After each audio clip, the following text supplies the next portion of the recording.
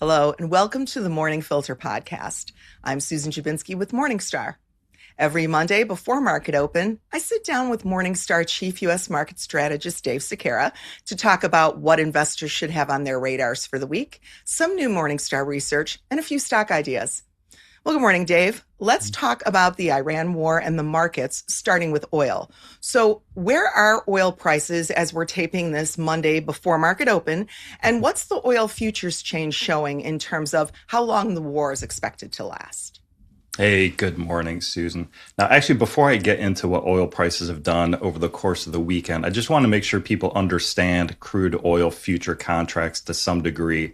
So what I want to read here on screen exactly when the last trade date is. So crude oil futures contracts expire on the third business day prior to the 25th calendar day of the month preceding delivery month.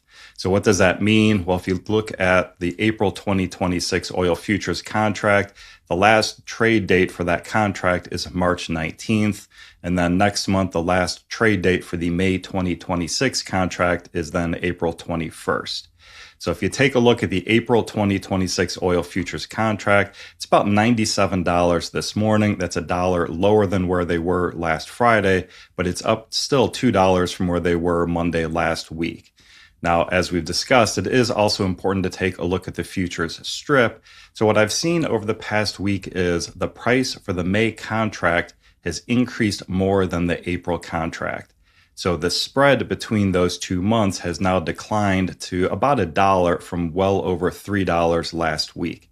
So what that actually means is that the market is pricing in a higher probability hostilities are going to last longer into April than what was priced in the prior week.